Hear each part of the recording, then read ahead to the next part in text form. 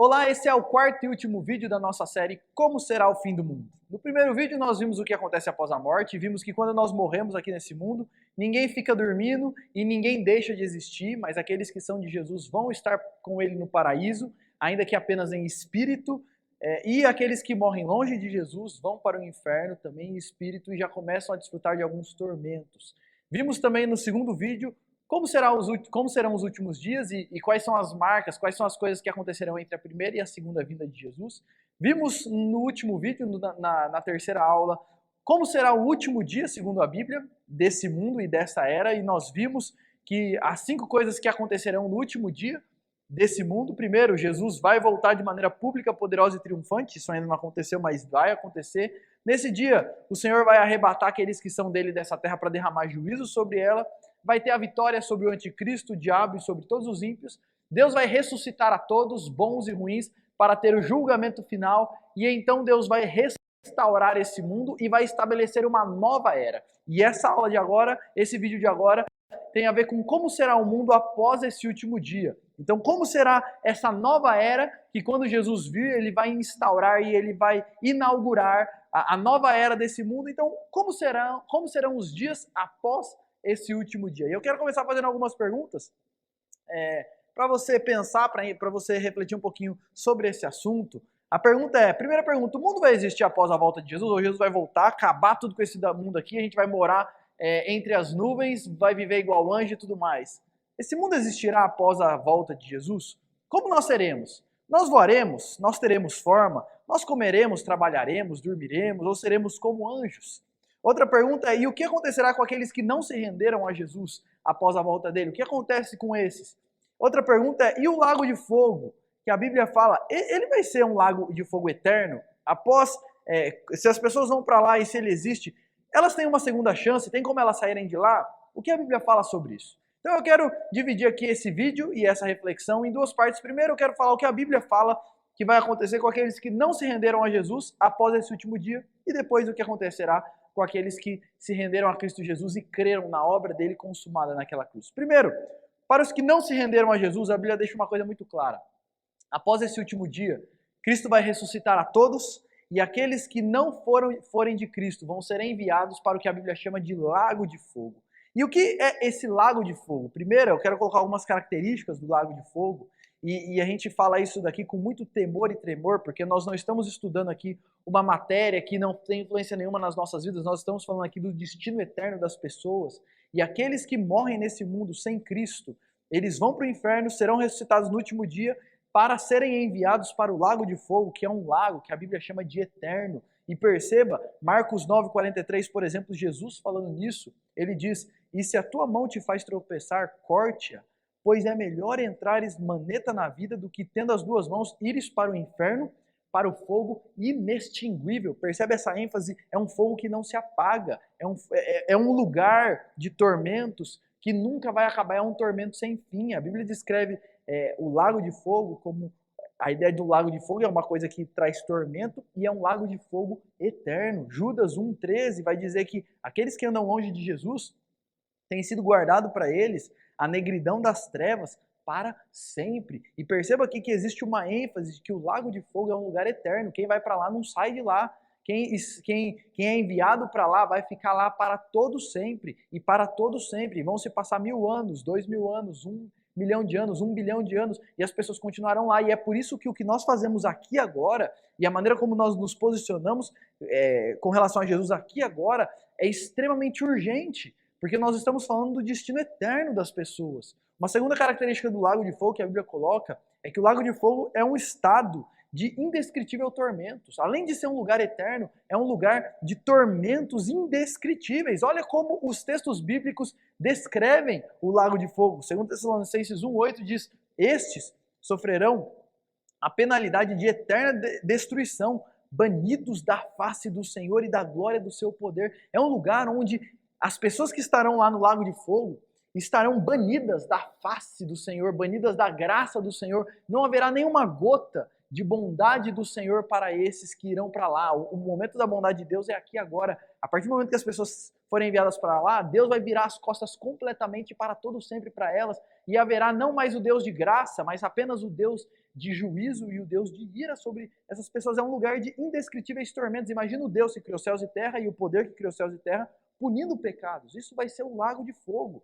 Apocalipse 19, 14, 9 a 11, descrevendo o lago de fogo, diz o seguinte: se alguém adora a besta e a sua imagem e recebe a sua marca na fronte ou sobre a mão, e aqui só um parênteses importante, no livro de Apocalipse você tem apenas dois caminhos, ou você segue a Jesus ou você segue a besta. A besta e a sua imagem, etc., é uma representação da visão desse mundo e da cultura e do sistema desse mundo, e ele vai dizer, só tem duas opções, ou você se entrega a Jesus, ou você vai viver de acordo com esse mundo. E aqueles que seguem, então, adoram a besta, e seguem a besta, e vivem junto com todo esse mundo, o texto vai dizer, esse beberá do vinho da cólera de Deus, preparado sem mistura do cálice da sua ira, e será atormentado com fogo e enxofre diante dos santos anjos e da presença do Cordeiro. A fumaça do seu tormento sobe pelos séculos dos séculos e não tem descanso algum, nem de dia nem de noite. Os adoradores da besta e da sua imagem e quem quer que receba a marca do seu nome, percebe? Este sofrerá. A fumaça dos tormentos sobe pelos séculos dos séculos. Eles não têm descanso nenhum, nem de dia nem de noite. É um lugar onde constantemente, dia e noite, a pessoa está sendo atormentada. E talvez você pergunte, mas cadê o Deus de amor? Lembre-se disso. O lago de fogo é o lugar onde Deus está, o Deus que é santo e justo, está punindo pecados. E não é nem um pouco injusto ele, como justo juiz, estar derramando condenação sobre aqueles que viveram longe dele e que cometeram crimes. Mas cadê o Deus de amor? O Deus de amor está aqui agora, oferecendo a todos o perdão e a restauração para todo aquele que se entrega a ele. E é por isso que o chamado de Jesus é urgente. O lago de fogo é um estado de indescritíveis tormentos. E terceira característica do lago de fogo, o lago de fogo tem Deus como autor. Mateus 24, 41 fala que Jesus, descrevendo a sua volta, ele diz, então o rei dirá aos que estiverem à sua esquerda, apartai-vos de mim, malditos, para o fogo eterno, preparado para o diabo e seus anjos. Às vezes as pessoas pensam que o autor do inferno é o diabo, e quem cuida do inferno é o diabo, e ele vai estar lá espetando as pessoas. O próprio Jesus falou o seguinte, ele vai separar quem é dele e quem não é, e vai mandar quem não é dele para o lago de fogo, que é o lugar que o diabo e os seus anjos também vão estar lá sofrendo. Também é um lugar de condenação do diabo e os seus anjos, porque o autor do inferno é o próprio Deus, o autor do lago de fogo é o próprio Deus, ele é quem envia pessoas para lá como justo juiz. Outro texto, Apocalipse 20, 15 diz, e se alguém não foi achado inscrito no livro da vida, esse foi lançado para dentro do lago de fogo no último dia, e essa é a descrição de Apocalipse 20, o próprio Deus vai ver quem é dele e quem não é, e quem não for dele, o próprio Deus vai lançar no lago de fogo. O lago de fogo tem Deus como autor. Esse é o destino para aqueles que não se renderam a Cristo Jesus nessa vida, porque o chamado de Jesus, ele continua chamando as pessoas para a graça dele, para o perdão e para a salvação que há nele. Agora, ok, isso é o que acontece com quem não se rendeu a Cristo após a volta de Jesus, após o último dia. Mas e quem se rendeu a Jesus? O que acontece com eles? E a Bíblia vai descrever o lugar. Então, quem não está em Cristo vai ser lançado no lago de fogo. Esse é um lugar de tormentos e tudo mais. E quem está em Cristo, depois de Jesus voltar, vai ser ressuscitado e vai para o novo céu e a nova terra. Essa é a descrição que Apocalipse vai fazer e que os textos bíblicos vão fazer. E como é o novo céu e a nova terra? Eu quero colocar algumas características aqui desse lugar que Deus tem preparado para aqueles que são dele. Primeiro, é uma vida perfeita em um mundo perfeito. O novo céu e a nova terra vai ser um lugar perfeito onde nós viveremos uma vida perfeita. Romanos 8, 19 e 21 vai dizer, a ardente expectativa da criação aguarda a revelação dos filhos de Deus. Pois a criação está sujeita à vaidade, não voluntariamente, mas por causa daquele que a sujeitou, na esperança de que a própria criação, esse mundo, o mundo criado por Deus, será redimido do cativeiro da corrupção. Às vezes algumas pessoas têm a seguinte ideia, de que quando Jesus voltar, ele vai acabar com esse mundo e esse mundo vai deixar de existir. Mas esse texto nos mostra o seguinte, não, Jesus vai pegar esse mundo e ele vai restaurar, redimir, limpar esse mundo de todo o pecado e de todas as consequências do pecado. O novo céu e a nova terra vão acontecer aqui nesse mundo, só que não nesse mundo do jeito que ele é, mas nesse mundo completamente renovado por Deus. Não vai ter mais terremoto, não vai ter mais furacão, não vai ter nada de ruim, o nosso corpo não vai envelhecer, não vai morrer, não vai ter praga, vai ser tudo perfeito. Então, nós viveremos em um mundo e nesse mundo, só que nesse mundo completamente restaurado pelo Senhor. Quando nós morremos aqui na terra, nós vamos para o paraíso. Qual é a diferença do paraíso e do novo céu e da nova terra? Porque o paraíso é um lugar apenas espiritual, mas o novo céu e a nova terra vai ser um lugar físico. Porque Jesus vai terminar de redimir toda a criação e ele vai redimir esse mundo e vai trazer-nos para cá de maneira gloriosa e num corpo ressurreto. Então, o mundo, esse mundo que existe, vai ser completamente restaurado pelo nosso Deus, completamente redimido pelo nosso Deus. E Apocalipse 21 e 22 traz muitos simbolismos para descrever a perfeição desse mundo que Deus está formando. Então eu quero ler vários textos aqui de Apocalipse 21 e 22, apenas para descrever um pouquinho, para você refletir um pouquinho e imaginar um pouquinho como vai ser esse mundo. Não tem como a gente imaginar, porque a gente não vive lá. Então, Apocalipse 21 e 22, ele traz vários simbolismos para nos dar um gostinho de como que vai ser esse novo mundo, esse novo céu e nova terra. Apocalipse 21, 4 vai dizer: o próprio Deus enxugará dos nossos olhos toda lágrima, a morte não existirá, não haverá luto, nem pranto, nem dor, porque as primeiras coisas se passaram. Vai ser um lugar sem nenhum sofrimento. Ninguém vai chorar, só se for de alegria. A morte não vai existir, não vai precisar ter velório, não vai ter luto, não vai ter pranto, não vai ter dor, porque esse mundo passou, esse mundo que Cristo está para construir, esse novo mundo, o novo céu e nova terra, será um mundo completamente liberto do sofrimento. Apocalipse 21, 9 e 10 e depois versículo 18, descrevendo o novo céu e a nova terra de maneira simbólica, ele diz: vem, e aqui é o Senhor chamando João para ver como que vai ser esse novo céu e nova terra. Vem, mostrar-te-ei a minha noiva, a esposa do Cordeiro. E me transportou em espírito até um grande e elevada montanha, e mostrou a cidade santa, Jerusalém, que descia do céu da parte de Deus. João está falando, Deus me levou para ver essa cidade santa, esse novo mundo que Deus estava formando. E aí ele continua: a estrutura da muralha é de jaspe. Jaspe é um tipo de pedra preciosa. Também a cidade é de ouro puro, semelhante a vidro límpido. E aqui percebe essa linguagem que a cidade é de ouro, é como o vidro límpido, é de jaspe, pedras preciosas. Isso daqui é um linguajar para falar, é uma cidade pura, é uma cidade gloriosa, é um lugar glorioso, é um lugar puro, é um lugar maravilhoso, é um lugar que nos faz brilhar os olhos, é um lugar onde aquilo que é mais precioso aqui na terra, que é o ouro, tudo lá é feito de ouro, porque é um lugar maravilhoso que a gente não consegue nem imaginar. Ele vai continuar, ainda no capítulo 21, versos 11 e 23, ele vai dizer: a cidade tem a glória de Deus. O seu fulgor era semelhante a uma pedra preciosíssima, como pedra de jaspe cristalina. A cidade não precisa de sol nem de lua para lhe darem claridade, pois a glória de Deus a iluminou e o Cordeiro é a sua lâmpada. É uma cidade iluminada e é um lugar iluminado pela glória de Deus. E é claro que o simbolismo aqui é que a glória de Deus irá brilhar nesse lugar. É claro que nós vemos lampejos da glória de Deus no nosso mundo, mas o nosso mundo, por ser infectado com o pecado, a gente vê apenas alguns lampejos. Mas esse novo mundo que Deus está criando, a glória de Deus irá brilhar, estará cobrindo toda a terra, toda a glória de Deus encherá, o conhecimento de Deus encherá essa terra. Será um lugar cheio da presença, da glória de Deus, onde não vai existir nenhuma gota, nenhuma marca, nenhum traço de pecado. Será uma cidade e um lugar glorioso. O novo céu e a nova terra será um mundo glorioso, infestado da presença de Deus. Ele continua, ainda no capítulo 21, versos 22, ele vai dizer: nela não vi santuário, porque o seu santuário é o Senhor, o Deus Todo-Poderoso e o Cordeiro. O novo céu e a nova terra que Deus vai formar é um lugar que não vai ter santuário, ou seja, não precisa ter um lugar onde Deus habita, porque Deus estará conosco. O próprio Deus vai ser o seu santuário, o santuário vai ser o Senhor e nós habitaremos pessoalmente com o Senhor. Nós poderemos pegar Jesus, abraçar Jesus, estar com Jesus. Ele estará conosco, será um lugar onde a presença do Senhor vai se fazer física também para nós, porque Jesus estará no novo céu e na nova terra em corpo, e nós poderemos abraçá-lo. Esse será um novo mundo, esse é o novo mundo que o Senhor está construindo. Nós habitaremos para sempre com o Cordeiro, com o próprio Senhor, nessa cidade, ou nesse novo mundo. Apocalipse 21 também, versículo 12, 17 e 18, esse novo mundo e essa cidade tinha uma grande alta muralha. Ele mediu o muro e deu 65 metros de espessura, segundo a medida humana que o anjo estava usando. Olha o que ele fala: eu medi o muro dessa cidade. E ele tinha 65 metros de largura, de espessura. O muro era feito de jaspe e a cidade era de ouro puro, semelhante ao vidro puro.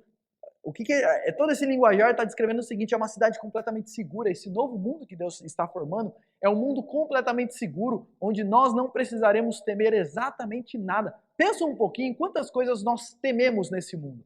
Nós temos medo do futuro, como que vai ser, em questão de doença, questão de não doença, se a gente vai ter saúde, se a gente não vai ter, até quantos anos a gente vai viver, se os nossos filhos vão vingar na vida ou não vão vingar na vida, se eu vou ter problema no meu casamento ou não. A gente tem vários medos, várias coisas nos traz insegurança. Ele descreve esse novo mundo como não há nesse mundo que Deus irá formar nenhuma gota de insegurança. Será um lugar completamente seguro, onde não haverá possibilidade de algo ruim acontecer, porque o próprio Deus estará conosco. E aqui, só um parênteses, algumas pessoas perguntam o seguinte, mas se o pecado entrou no mundo uma vez, não pode entrar de novo? Não, porque no novo céu e na nova terra, o pecado não será uma possibilidade. Deus irá nos glorificar e o pecado não vai ser mais uma possibilidade. É um mundo seguro, é um mundo protegido. Ainda, Apocalipse 21, 14, depois 18 e 19, o muro da cidade tinha 12 fundamentos e nele estavam os nomes dos 12 apóstolos do Cordeiro. Percebe um ponto importante aqui. Esse novo mundo que Deus está construindo é um mundo que ele está construindo com base no fundamento dos apóstolos de Jesus.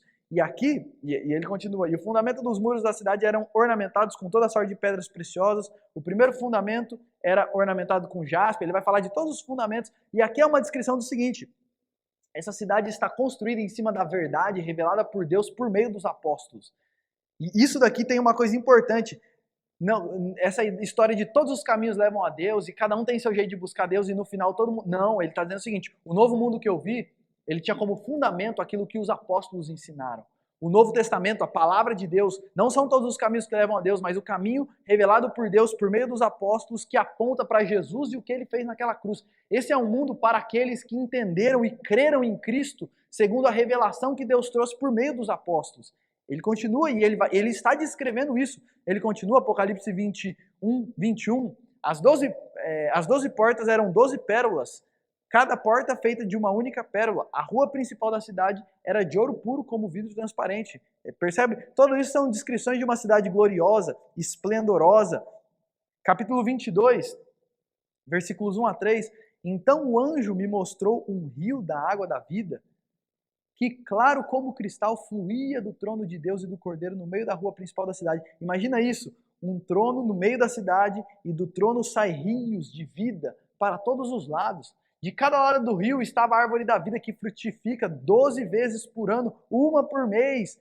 As folhas da árvore servem para a cura das nações, já não haverá maldição nenhuma. Olha como ele descreve, do trono do Senhor flui o rio da vida. E tem a árvore da vida que frutifica o ano inteiro, não tem mais maldição, tem cura para todo mundo. É um lugar maravilhoso, é um lugar cheio de vida, é um lugar cheio de vida eterna. Apocalipse 22, versos 3 e 4, o último versículo para descrever. O trono de Deus e do Cordeiro estará na cidade, e os seus servos o servirão. Eles verão a sua face e o seu nome estarão em suas testas. O trono de Deus estará nesse mundo. Para todo sempre nós estaremos reinando para sempre com o Senhor, veremos a face do Senhor, o seu nome estará em nós. Percebe todos esses simbolismos usados em Apocalipse 21 e 22, e eu quero convidar você a ler esses dois capítulos da Bíblia, mas são vários simbolismos para descrever a mesma coisa. Como essa cidade, ou como esse mundo, esse novo mundo, o novo mundo aqui é representado pela Nova Jerusalém, por essa cidade santa que Deus está construindo. Mas como esse novo mundo vai ser um novo mundo perfeito, glorioso, cheio de vida, cheio de esperança, cheio de tudo de bom. Essa é a promessa para aqueles que se renderam a Jesus. O novo céu e a nova terra. Uma segunda coisa, então, é uma vida perfeita e um mundo perfeito. Uma segunda coisa que a gente pode colocar do novo céu e da nova terra é que lá nós teremos um corpo glorificado.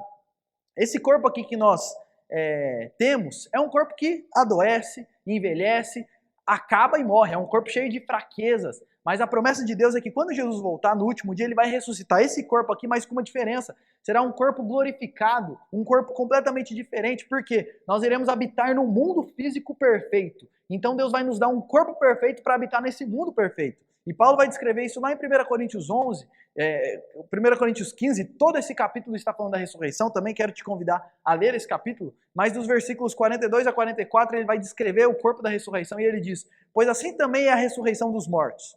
Semeia-se o corpo na corrupção, esse corpo aqui é corrupto, e nós morremos com esse corpo que se deteriora, mas quando Jesus nos ressuscitar, vai ser um corpo incorruptível, ressuscita na incorrupção. O que é um corpo incorruptível? É um corpo que não se desgasta, um corpo que não acaba, um corpo que não morre. Quem for para o novo céu e nova terra vai ter um corpo que não envelhece. Imagina você ter 25 anos, 30 anos para todo sempre. Um corpo que não envelhece, um corpo que não tem dor nas costas, não tem dor no joelho, que não desgasta as cartilagens, um corpo que não tem miopia, não tem nada, é um corpo incorruptível, que não tem nada de ruim. Então, é um corpo que não acaba, um corpo que não morre.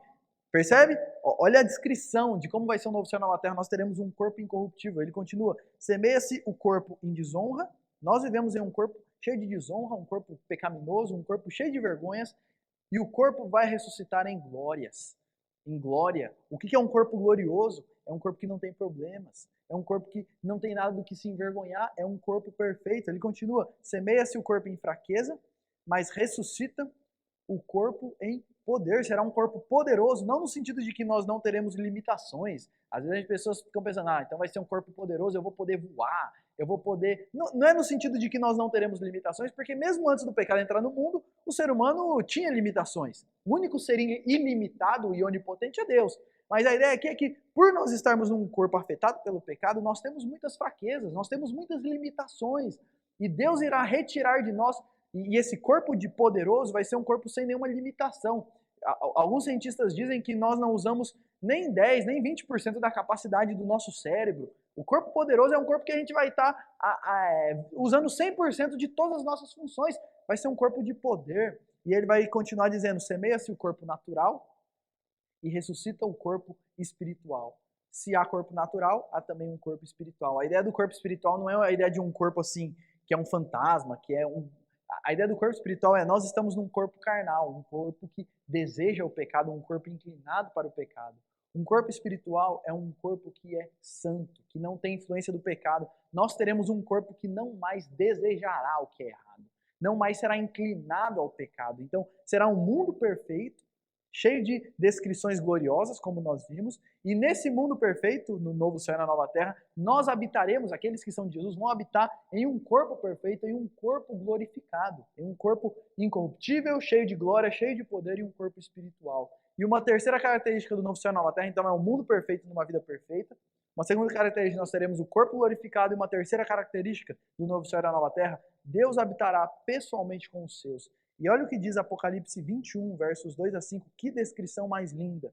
Esse texto vai dizer: também vi a cidade santa, a nova Jerusalém, que descia do céu da parte de Deus, ataviada como noiva adornada para seu esposo. João está descrevendo: eu vi esse novo mundo que Deus estava trazendo, que é descrito como a cidade santa, a nova Jerusalém. E aí ele fala, e por que rapidinho, por que é descrito como a nova Jerusalém, a cidade santa? A ideia é o seguinte: onde a Jerusalém, a nova Jerusalém, é um lugar onde aqueles que morreram em Cristo vão. E depois que Jesus voltar, ele vai trazer esses e toda essa cidade para esse mundo. E aí ele vai dizer: então ouvi grande voz vinda do trono dizendo, e olha o que o texto vai dizer: eis o tabernáculo de Deus com os homens. Deus habitará com eles. Eles serão povos de Deus, e Deus mesmo estará com eles. Olha a descrição desse novo mundo. O próprio Deus habitará conosco, estará conosco. Pessoalmente, o próprio Jesus, nós poderemos abraçá-lo, beijá-lo.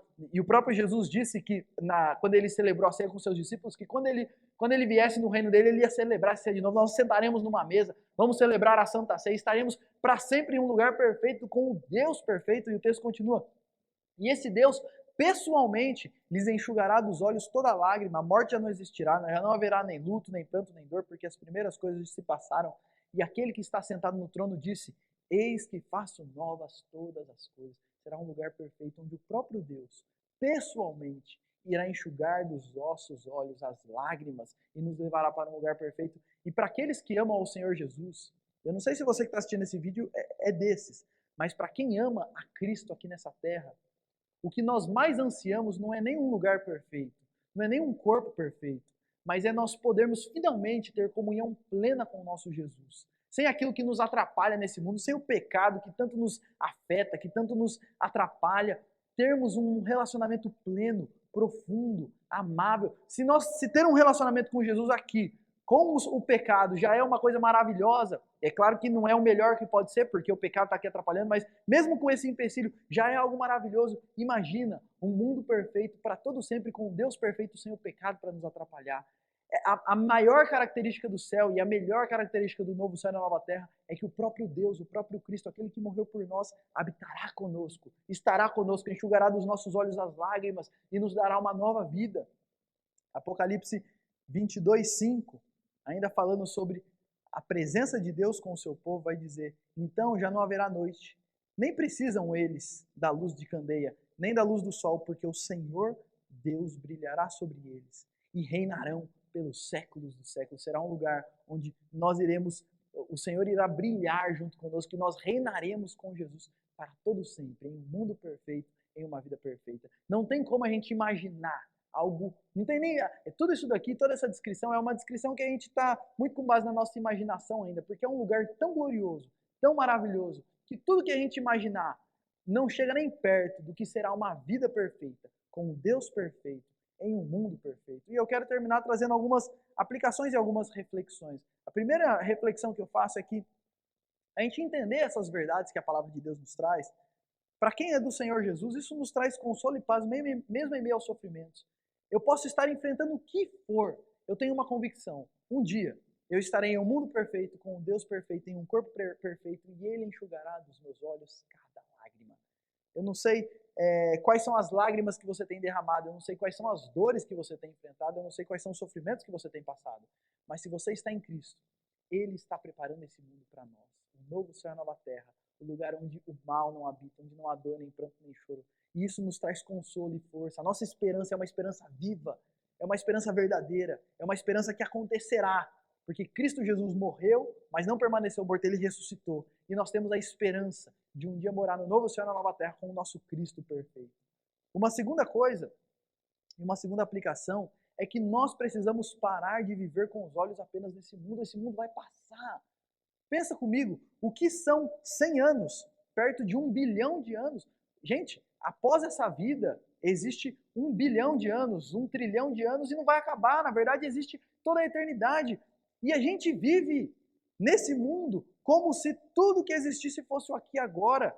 E essa é uma coisa que eu tenho repetido em toda essa sessão de vídeos e todo esse grupo de vídeos aqui que a gente está fazendo, porque nós vivemos, na maioria das vezes, como se esse mundo fosse tudo que existe. E esse mundo não é nada perto da eternidade.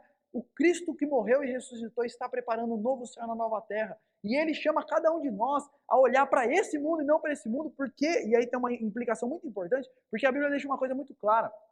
Se você ama esse mundo, pode ter certeza que você não vai habitar no novo céu e na nova terra. Porque o novo céu e a nova terra é um mundo que Cristo está preparando para aqueles que amaram mais a Ele do que o mundo, que amaram mais as coisas dele do que as coisas desse mundo, que entenderam quem Ele é, a ponto de se entregar totalmente a Ele. E porque o grande ponto não é que o Senhor vai recompensar com o novo céu e a nova terra quem amar Ele, porque se você amar mais... Não, o ponto não é esse. Quem vai para o novo céu e a nova terra? Quem crê em Cristo. E quem crê em Cristo automaticamente vai se entregar a Ele, vai colocar o seu foco nele, não nas coisas desse mundo. Então, preste atenção, para de viver como se esse mundo fosse tudo que existisse, porque existe muito um além, existe uma eternidade toda depois desse mundo. E quem ama esse mundo não vai viver lá. A Bíblia vai colocar isso. Não tem como amar a Deus e o mundo. Quem ama o mundo é inimigo de Deus. Então, só tem duas opções, o lago de fogo ou o novo céu e a nova terra. Essas são as duas opções depois da volta de Jesus e os dois únicos mundos que existirão.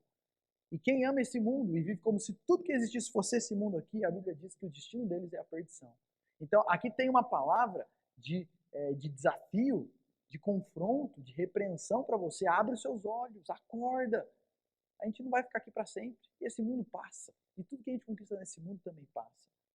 Uma outra implicação, quando a gente estuda sobre isso, é que nós precisamos amar as pessoas que estão à nossa volta e ainda não conhecem a Jesus. As pessoas que estão à nossa volta e ainda não conhecem a Jesus, elas estão caminhando para o lago de fogo, esse lugar que eu descrevi, tormentos indescritíveis, um lugar eterno. Isso é terrível, isso é terrível. E se você ama as pessoas, você tem que anunciar para elas a verdade do que acontece após a morte, de qual é a eternidade que nós temos pela frente. Há muita confusão sobre isso no nosso mundo e nós precisamos, a maior demonstração de amor para com as pessoas à nossa volta é anunciar para elas a verdade sobre Jesus e sobre a eternidade que nós temos pela frente. Então nós precisamos amar as pessoas que estão à nossa volta e que ainda não conhecem a Jesus e anunciar para elas o único caminho. Esse mundo, gente, o novo céu e a nova terra é um mundo que todos nós sonhamos, é um mundo que todo mundo deseja. Nós precisamos anunciar para as pessoas que esse mundo existe, que essa realidade vai acontecer e que só tem um caminho para ela, que é se entregar ao amor de Cristo Jesus, à graça de Cristo revelado naquela cruz por nós. E uma última implicação e uma última aplicação disso, para mim e para você, é que nós precisamos nos posicionar diante de Jesus. E eu quero terminar lendo um texto, Apocalipse 21, 7 a 9, que diz o seguinte: o vencedor herdará essas coisas. Que coisas? O novo céu e a nova terra. Eu lhe serei Deus e ele me será filho. Olha o que Deus está dizendo.